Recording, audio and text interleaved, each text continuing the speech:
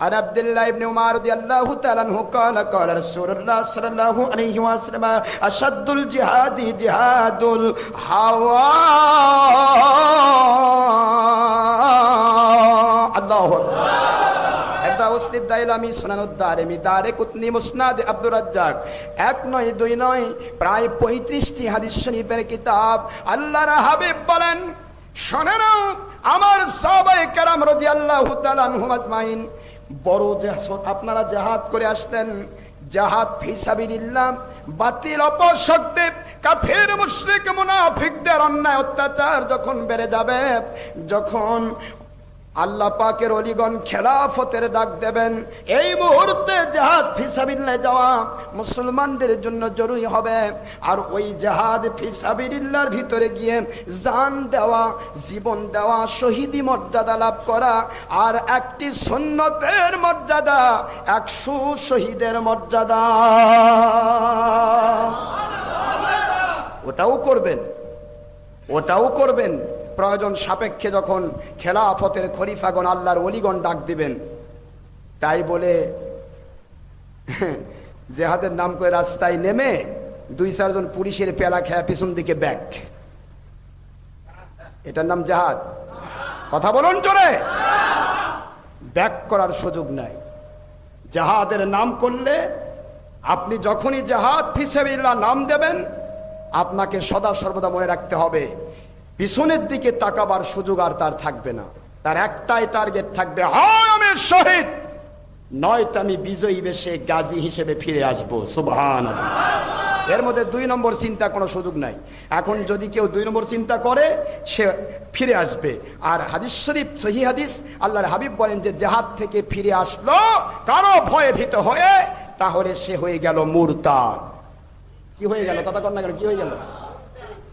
আল্লাহ নবীর সাহাবায়ে কেরামগণ যেটাকে জিহাদ ফি সাবিলিল্লাহ নাম দিয়েছেন, উহুদের জিহাদ, বদরের জিহাদ, তাবুকের জিহাদ, খানাইনের জিহাদ, যত জিহাদ আছে, কোন জিহাদে আল্লাহর নবী সাহাবায়ে কেরামগণ কোনোদিন ব্যাক করেন নাই। সুবহানাল্লাহ জোরে বলুন।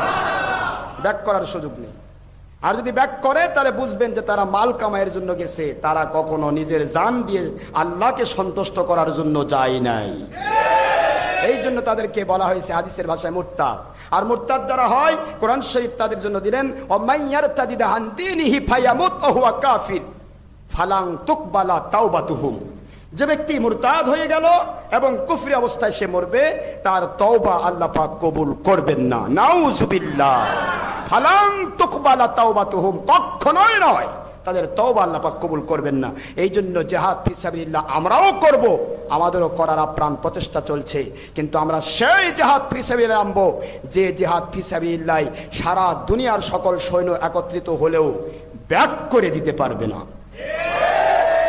কথা কি বুঝে আসে নাকি? জিহাদ ফি সাবিলিল্লাহ হয়ে গেল,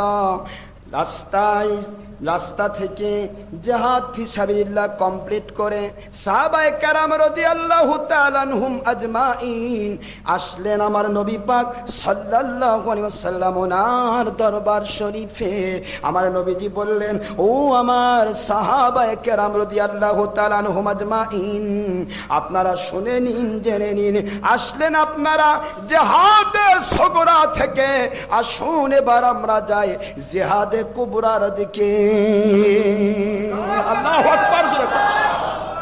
সাহাবায়ে কেরাম রাদিয়াল্লাহু তাআলা আনহুম বললেন, ও আল্লাহর হাবিব, নূরে মুজাসসাম, হাবিবুল্লাহি, হায়াতুন নবী হুজুর পাক সাল্লাল্লাহু আলাইহি ওয়াসাল্লাম, ও আমার হাবিবি, জিহাদের ময়দানে অনেকের জান গেল, শহীদ হয়ে গেল, এরপরে সেটার নাম হলো ছোট জিহাদ। এরপরে আবার কি এমন জিহাদ আছে যে জিহাদ হবে বড় জিহাদ? সহিহ মুসলিম শরীফের হাদিস। আল্লাহ হাবিব বলেন, চলো চলো যাই, আমরা এবার জিহাদে কুবরা বড় জিহাদের দিকে চলে যাই। আল্লাহর হাবিব বলেন, কি বড় জিহাদ? ও আমার আমার সাহাবায়ে কেরাম রাদিয়াল্লাহু তাআলা আনহুম আজমাইন, ওই জিহাদে জীবন দেওয়া সহজ, কিন্তু নিজের অস্তিত্বকে আল্লাহর কাছে বিক্রি করে দেওয়া, নিজের নফসানিয়াতের গোলামি বাদ দিয়া আল্লাহর গোলাম হওয়া, নিজের মনটা চায় একটা খারাপ কাজ করতে, আল্লাহর ভয়ে ভীত হয়ে খারাপ কাজ ছেড়ে দিয়ে প্রবৃত্তির সাথে জিহাদ করা, নিজের মনটা চায় না ভালো কাজ করতে, আল্লাহর মহব্বতে আল্লাহর সন্তুষ্টির জন্য আল্লাহর ভয়ে ভীত হয়ে ওই ভালো কাজটি বেশি বেশি করে করা, নিজের নফস যা চায় নফসের বিপরীত কাজ করা। আসাদুল জিহাদ জিহাদুল হাওয়া।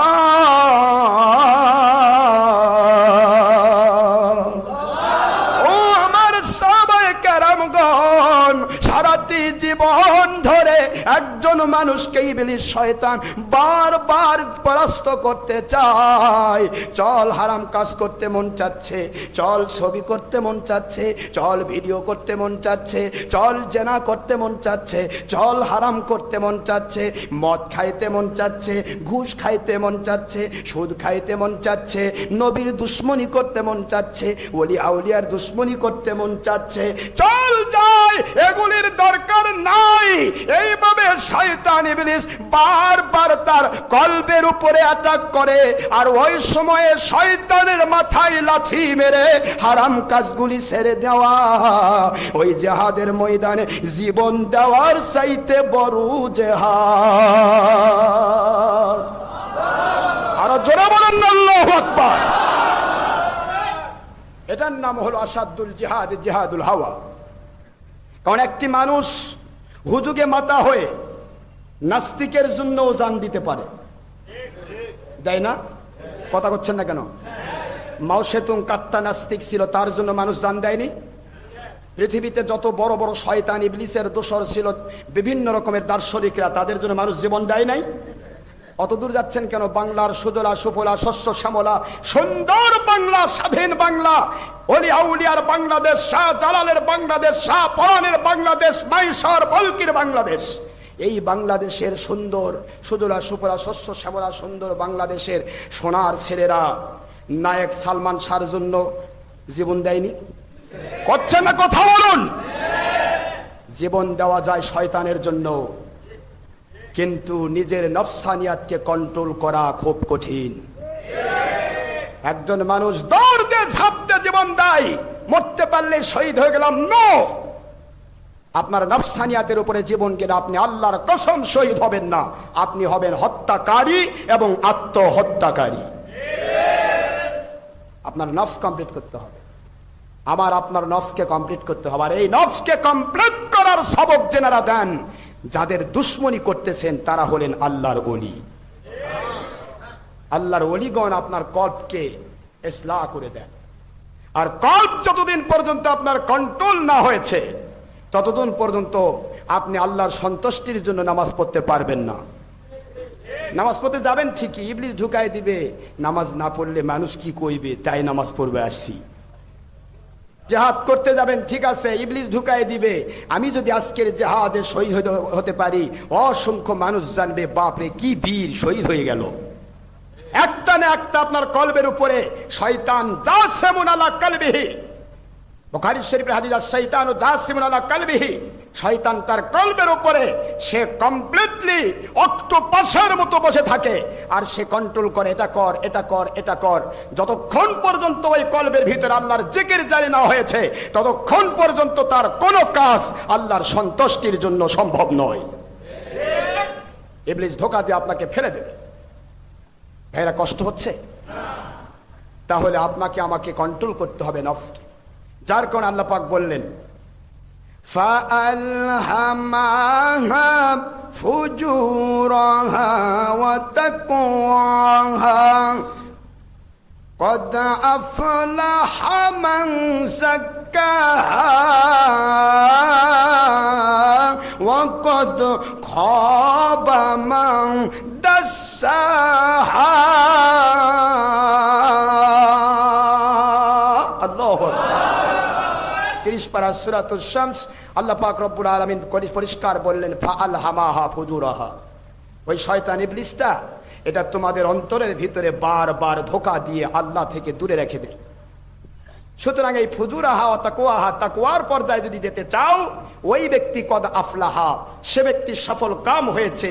মান যাক্কাহা, যে ব্যক্তি তার অন্তরটাকে নফসটাকে কন্ট্রোল করে পরিশুদ্ধ করেছে, সে দুনিয়াতে এবং আখিরাতে সফল কাম হয়েছে। ওয়া কদ খাবা মান দাসাহা, আর তারাই ধ্বংস হয়েছে দুনিয়াতে এবং আখিরাতে যারা নাকি এইটাকে গাফলতির ভিতরে রেখেছে, অর্থাৎ কন্ট্রোল করতে পারে নাই, নফসের পায়রবি করেছে, নফসের গোলামি করেছে, কল্পটা তাজকিয়া না করে, পরিশুদ্ধ না করে এইটাকে শয়তানের কাছে লেলিয়ে দিয়েছে। ওই মানুষটি যতই উপরে লেফাপাদুরস্ত হোক, সে ব্যক্তি দুনিয়াতেও সফল কাম নয়, আখেরাতেও সফল কাম হওয়া সম্ভব নয়। দুনিয়াতে সে বিপদ আপদের মধ্যে থাকবে, ইবলিসের দ্বারা বিভিন্ন পেরেশানির ভিতরে থাকবে, আর আখেরাতে সে হবে জাহান্নামী। জোরে কন্যা উজুর। তাহলে আমাদের বুঝে আসলো, ভালো থাকার নাম হচ্ছে কল্পকে পরিশুদ্ধ করে আল্লাহর সন্তুষ্টি হাসিল করা। ঠিক না? ঠিক জোরে কর।